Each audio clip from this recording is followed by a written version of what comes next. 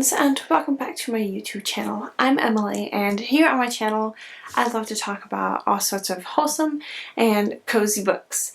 Today is another one of my seasonal reads videos, and I am very excited about this one because these were all the books that I wanted to talk about last summer, but then I was very pregnant at the time and life just got away from me and I was never able to make a summer reads video. So this is my first summer reads video, which is very exciting.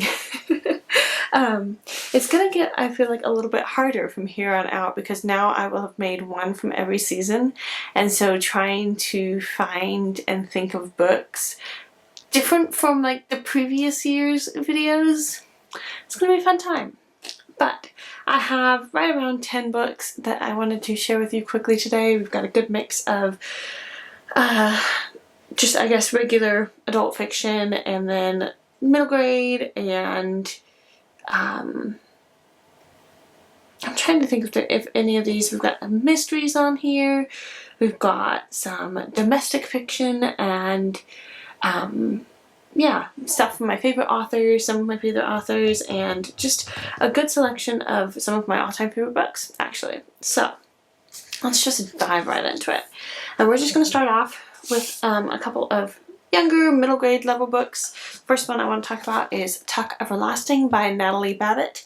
This is a book that I only read in recent years, like maybe within like the past 5-ish years, and it really surprised me because if, like me, you grew up watching the movie, I've only seen the movie like twice or something, and then to come and read the book is so vastly superior to the movie that I just can't. Like, I read the book after having seen the movie, obviously, and just absolutely fell in love with it. And it's the story, I'll just read you the back. Is eternal life a blessing or a curse? That is what young Winnie Foster must decide when she discovers a spring on her family's property whose waters grant immortality. Members of the Tuck family, having drunk from the well, tell Winnie of their experiences watching life go by and never growing older. But then Winnie must decide whether or not to keep the Tuck secret, and whether or not to join them on their never-ending journey.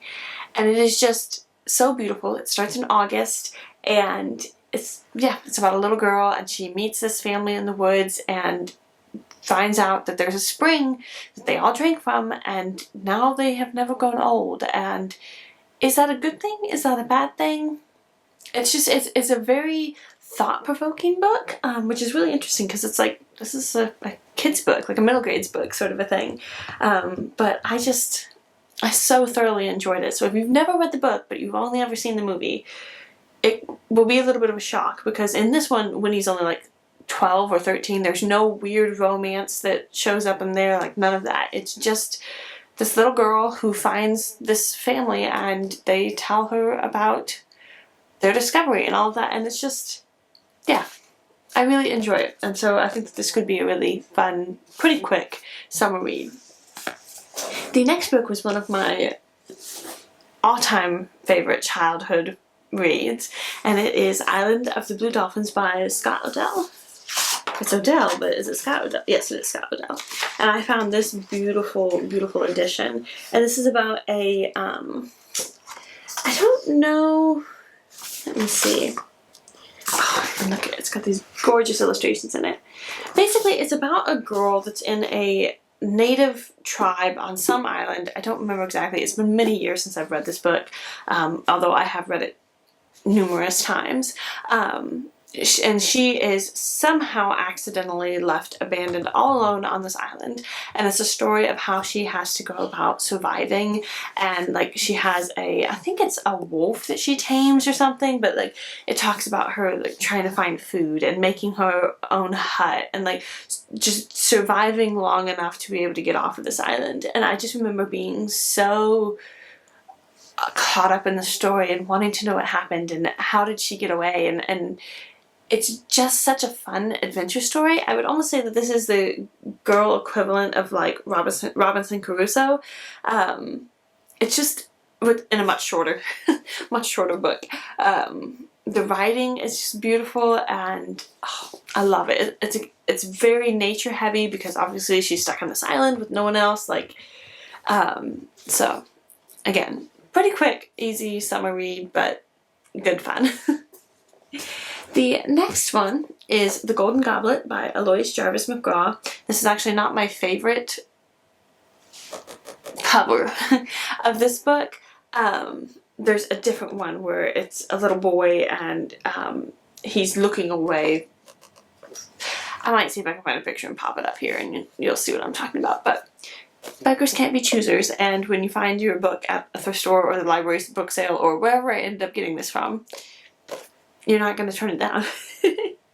So this is the story about a little boy, and it says his name is Ranulfer, I think that's how you pronounce it, which I don't remember that being his name, but apparently it is.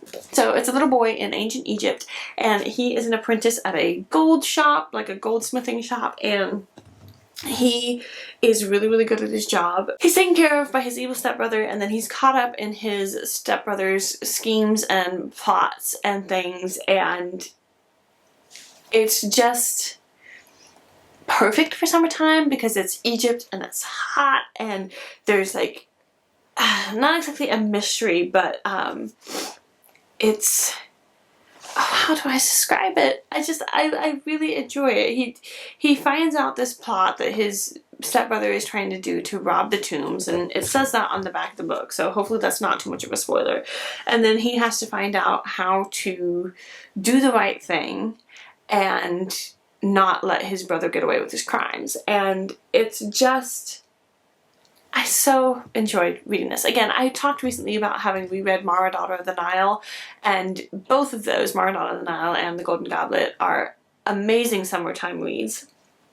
But the writing is just lovely, and I so highly recommend it. I have read that book so many times.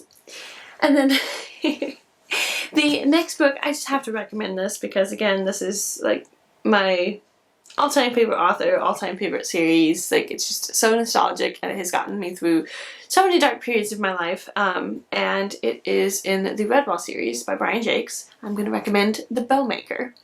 And this is, I don't remember exactly what the official number in this. It's technically a prequel to the official, like, Redwall book, but it's the story of Joseph the Bellmaker, who goes on this long voyage to go and help his daughter and her best friend. And there's, you know, pirates and sea rats, and like I said, a ship voyage, there's sharks, there's all these grand adventures. There's Finbar Galedeep, who is like one of my all-time favorite characters in the whole Redwall series. It's just a rollicking adventure story that I have listened to the audiobook more times than I can count, and it's just amazing. It's so good. Brian Jacques is just one of the best authors ever, and I'm so excited for my kids to get old enough that they can read these books for the first time and enjoy them, because what I almost wouldn't give to go back and be able to read them all again for the first time. Like, they're amazing. This one is an excellent summer book because, again, it's over the summertime, and I was like, you know, sea voyage and all of that, like, so good. The next book is from another one of my very favorite authors, and it is The Keeper of the Bees by Jean Stratton-Porter. And this story is about a soldier who is coming back from the war. I don't remember off the top of my head which war it is, but he has a really severe injury, and he's been told by the doctors that he's not going to live. Like, he's not going to make it. He's only got a limited amount of time. So he runs away from the sanatorium place that they're keeping him in, and he ends up, through a bunch of different circumstances, arriving at this cottage up in the mountains or whatever, right in time to rescue this old man at this cottage, who turns out to be that he's the keeper of the bees. And because this soldier is able to help him, the old man asks him to stay and take care of his cottage and take care of the bees. And so then it begins this story of this soldier like just living life and coming back to life, if you will.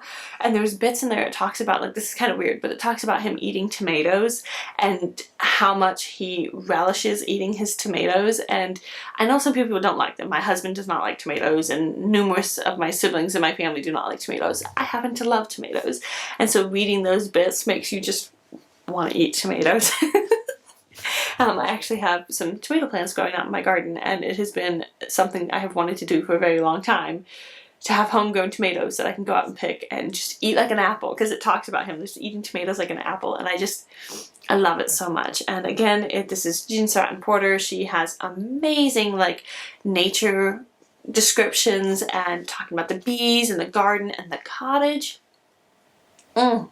Talk about dream house situation. Yes, please. It's like right on the edge of the beach, so there's a beach that's really close by, so then he's going and taking like ocean baths like every day, or swims every day, and I'm jealous. But this one is, again, one that I've only read in the past, 5-10 years or something like that. But I really, really love it and do highly recommend it. Then we're getting to the end of my physical books that I have to share with you. We've only got 2 more. The first one is actually one that I saw the miniseries first before I read the book, and seeing the miniseries made me want to read the book. And that is Dr. Thorne by Anthony Trollope. And oh my goodness, I cannot tell you how many times I have watched the miniseries. It's the one that Julian Fellowes made, and it was on Amazon for a while, and then they like took it off, and it's back and forth. I ended up buying it through, I think, Google, because they had it for like less than $10, and I was like, I need to own this because I love it. And I have watched it so many times. But I watched it a couple of times, and I was like, I need the book, because I need to see, is the book actually like, because the book came first. Most of the time, that's what happened. The book comes first. And I needed to see if the book was as good as the series. Again, it's been a number of years since I read this book, but from what I remember, it very much lives up to the series. Like, the series kind of shortened things a little bit, like you kind of have to do for film adaptations, but the writing's really good, the characters are all pretty much the same, like everything about it. It was one of those ones where you could just tell that Julian Fellowes did a phenomenal job transcribing from the book to the miniseries. So, excellent story. It's about Mary, and her uncle is Dr. Thorne, and they live in, is it Barchester? Yes, Barsetshire. Anyway, and Mary's got some sort of unfortunate circumstances surrounding her birth and parentage, and they are good friends with the local aristocratic family, if you will, Lord and Lady Gresham. It is Gresham, I think. Anyway, and it's just kind of that English village life, and I absolutely love it. I love it so much. Please go read it. And please go watch the series if you haven't, because again, the series, I think, is part of what makes me think of it as a summertime thing, because the colors and the setting, like everything about it just screams summertime. And it is, again, it's probably my most watched period drama of all time, because I absolutely love it. So, the book is also excellent. Go read it.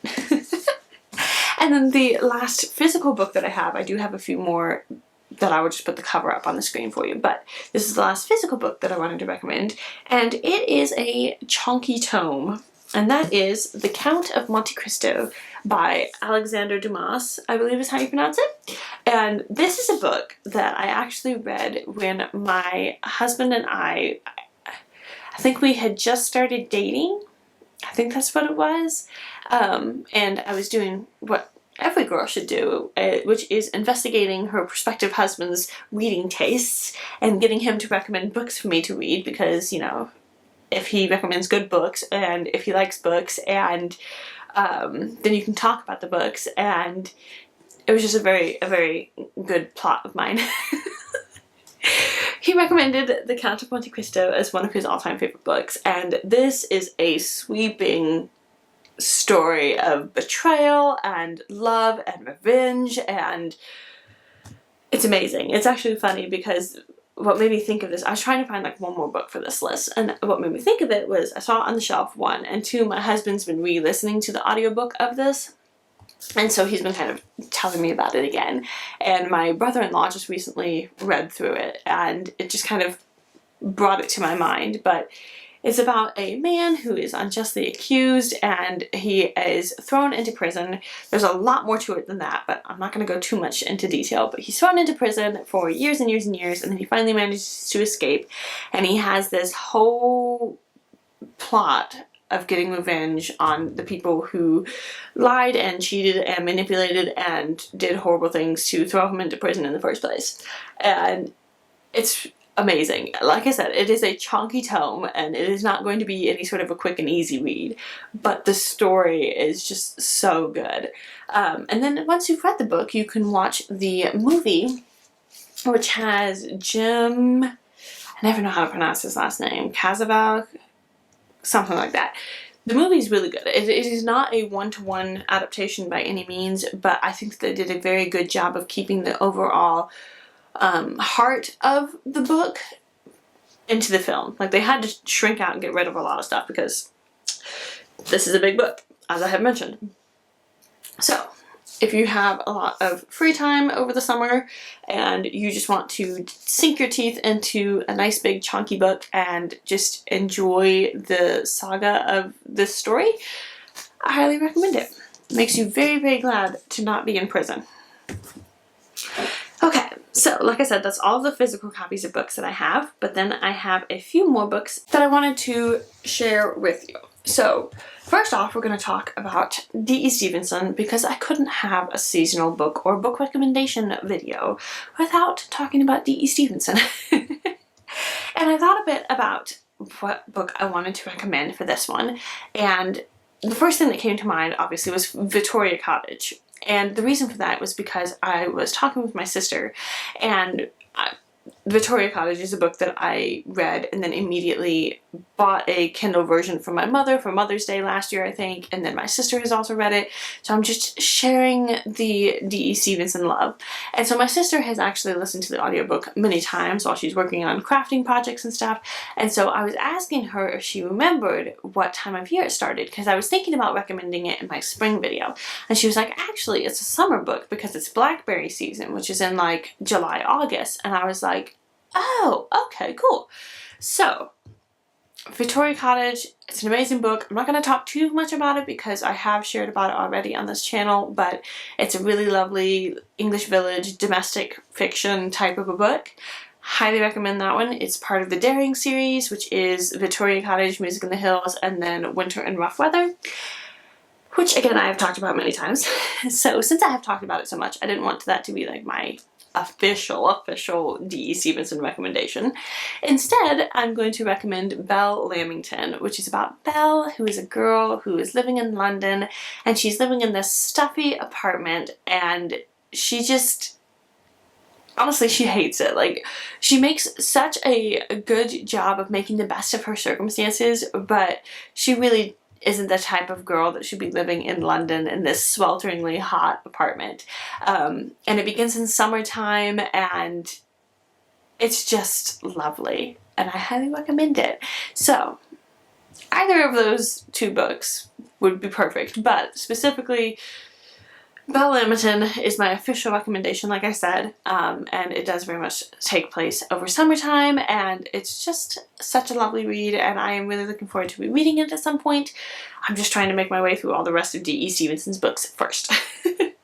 So that one, and then I recommended all of those, and then I needed to recommend a book from Patricia Wentworth, who is my all-time favorite Golden Age murder mystery author. Probably tying with Agatha Christie. I just absolutely love Patricia Wentworth's writing style. And the book that I wanted to share was called Through the Door. And this is a story about, I can't remember if it's Marion. I feel like it is, but anyway, it's two sisters, and it comes about that the older sister has gotten a inheritance from an uncle that they never met. There were some family quarrels that happened, and so she gets the inheritance, and they move to this house where their uncle used to live, and it's one of those weird houses that's been kind of, it used to be one house, but then it got split into two houses, and so the rest of their like uncle's family are still living in one half, and then the two girls come to live in the other half. And it's obviously, there's a murder mystery, there's a sweet romance in there because it's Patricia Wentworth, and she combines the two of those beautifully. This is one of the books in her Miss Silver series, so Miss Silver is there knitting away as she solves the murder, and it's set like on the beach, where they're right next to the beach, and so there's talk of going to the beach and everything, and it's just lovely. I love it so much. And I should probably reread it because I've been kind of wanting to reread. I had a bit of a dud book that I just finished reading that I'm not going to talk about right now. We'll talk about it after in my June reads video, but was very displeased with how that went. So I kind of need some palate cleansers from that. So I'm currently reading a D.E. Stevenson book, and then I should probably read a Patricia Wentworth book next. But anyway, so that one's great. And then I believe this is the last book I have to recommend. Let me look at my list. Yes. So the last book that I wanted to recommend is They Came to Baghdad, which is a book by Agatha Christie. And this, I'm pretty sure, is my all-time favorite Agatha Christie book. Other than, like, you know, the Poirot books or whatever, like her standalone ones. I just absolutely loved it. It's set in Baghdad, it's hot, it's, you know, village, or not village, city. There's mystery, there's intrigue, it's more of like a spy thriller-esque.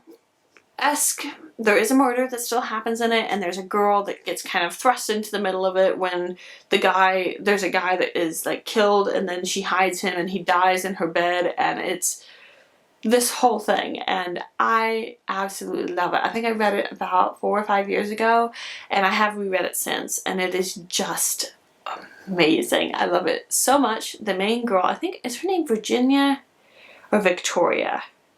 I can't remember for sure, but she is just very plucky and brave, and just, I just love her as a character. She's very feminine, but also, I hate to describe lady characters as strong women characters because I feel like that term has been a little bit misused sometimes, and I tend to prefer the women characters who can be strong women but also fully women, like they are embracing their femininity, and I feel like she does a great job at doing that, and it just overall, like, it's just,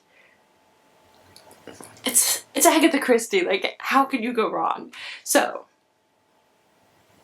that is that. That is all the books that I have to recommend for this summer reads video. I hope that you are having a wonderful start to your summer. We have already started getting some pretty sweltering heat and lots of rain, which is a little bit annoying from the mosquito breeding point of view. We have our backyard where we live just tends to get infested by mosquitoes, and it's just, you basically can't go out there for like 3 months out of the year. So we've kind of hit that season, which is a bit of a bummer. But other than that, we're having some pretty chill, normal summer days, which I hope that you were having as well. I hope that you were able to read lots of books and drink lots of cool drinks in the hot weather. I would love to know if you have any favorite summer books that you would recommend. I would love to read some more. Like I said, I'm going to need some more book recommendations for next year, so any summer books that you would recommend, please leave them in the comments. And that's all I have to say. Thank you so much for watching, and I'll see you in on the next one. Bye.